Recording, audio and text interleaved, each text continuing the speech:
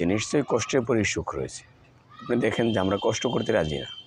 আপনি আজীবন সুখে থাকতে চান, কোনো সময় কষ্ট করতে চান না, তাহলে কি আল্লাহ তাআলার কথাটাকে আপনি মানলেন?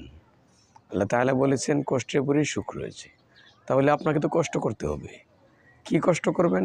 এর মানে কি যে আপনি না খেয়ে থাকবেন, না পরে থাকবেন, না ঘুমাবেন, না খাওয়া দাওয়া করবেন, না গোসল করবেন, না একটু খুশিতে থাকবেন। বিষয়টা কিন্তু তা নয় যে আপনাকে ত্যাগ করতে হবে। ভোগের সুখ নয়, ত্যাগেই সুখ। কি ত্যাগ করতে হবে? যে আপনার মনের যে লোভ লালসাগুলো রয়েছে এগুলোকে দমন করতে হবে। আপনি তাহলে শারীরিকভাবে শরীর যা চাচ্ছে আপনি তাকে তাই দিচ্ছেন না। যেমন ফর এক্সাম্পল, যে ফজরের পরে রাসূলুল্লাহ সাল্লাল্লাহু আলাইহি ওয়াসাল্লাম ঘুমোতে নিষেধই করেছেন এবং নিরুৎসাহিত করেছেন। কিন্তু আপনি দেখেন, আমার শুধু বাংলাদেশের মানুষের কথাই দেখেন, গ্রামগঞ্জের মানুষের ভিতরে এখন এই ট্র্যাডিশন চলে আসছে।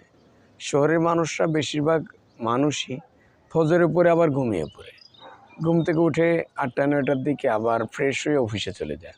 একটা যান্ত্রিক জীবনযাপন যেহেতু শহরের জীবনটা হয়ে গেছে, তো যেই মানুষগুলো, সবাই কিন্তু নয়, কিছু স্পেশাল পার্সন রয়েছে যারা কিন্তু ফজরের পরে ঠিকই ঘুমাচ্ছে না, আবার সকাল সকাল মানে তাড়াতাড়ি আবার ঘুমাতেও যাচ্ছে রাত্রে।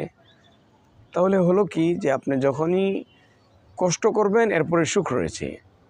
কি কষ্ট করলেন? যে ফজরের পরে যে আপনার একটা ঘুমের চাহিদা থাকে, শরীরে একটা আলসেমি লাগে, এই অলসতা ছেড়ে দিয়ে আপনি কিন্তু ঘুমোচ্ছেন না।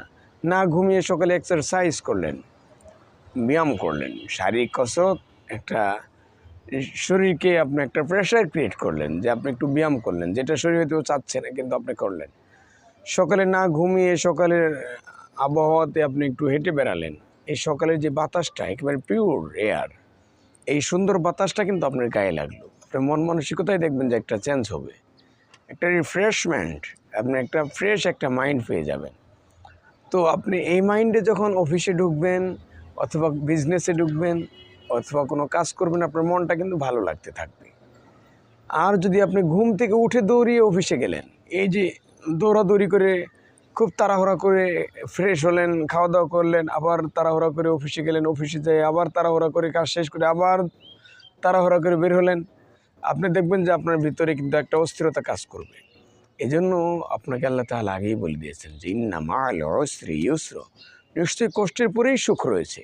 তুমি কষ্ট কী করবা? যে তুমি একটা রুটিনের ভিতরে চলে আসো, একটা ডিসিপ্লিনের ভিতরে চলে আসো, একটা পোলাইট একটা জীবনযাপন করো। তুমি যে সুন্দর একটা স্ট্রাকচারাল জীবনযাপন তুমি করো, গঠনমূলক একটা জীবনযাপন যখন আমরা করব, দেখব যে আমাদের জীবনে সুন্দর একটা এনভায়রনমেন্ট তৈরি হয়ে গেছে, একটা পরিবেশ, সুন্দর একটা পরিবেশ তৈরি হয়ে গেছে।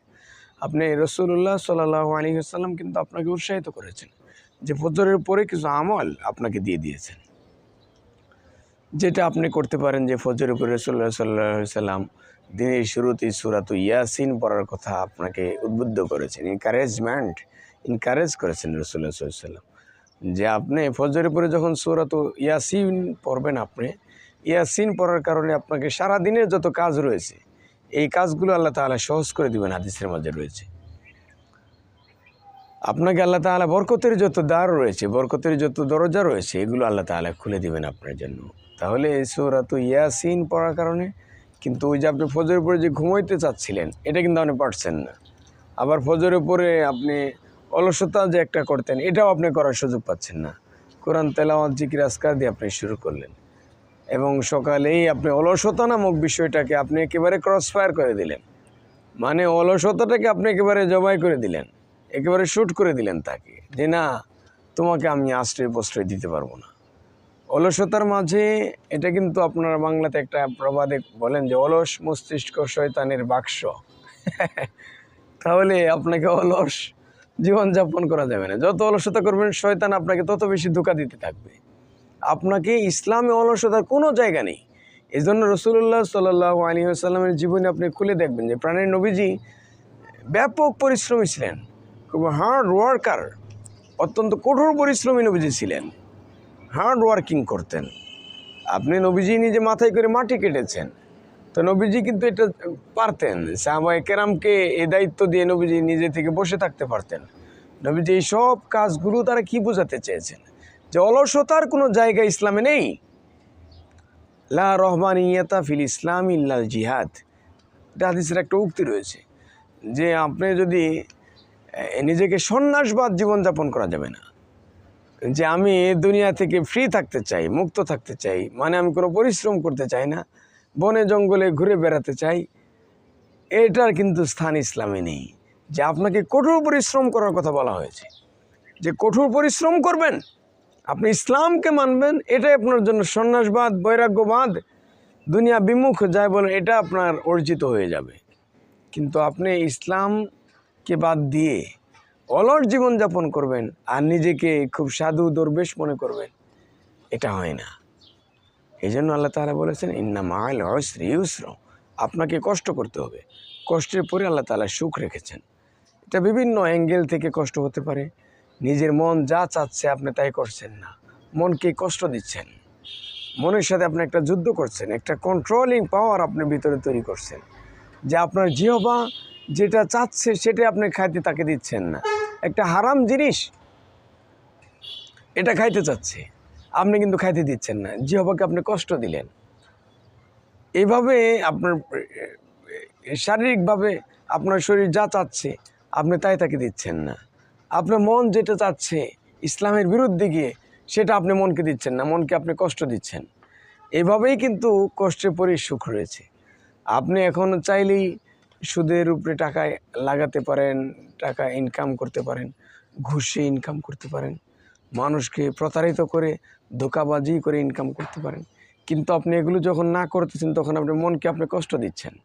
এই কষ্টের পরে আল্লাহ তাআলা আপনাকে অবশ্যই সুখ দিবেন, যেটা আল্লাহ তাআলা ইন্না শব্দ ব্যবহার করেছেন এই আয়াতের মাঝে।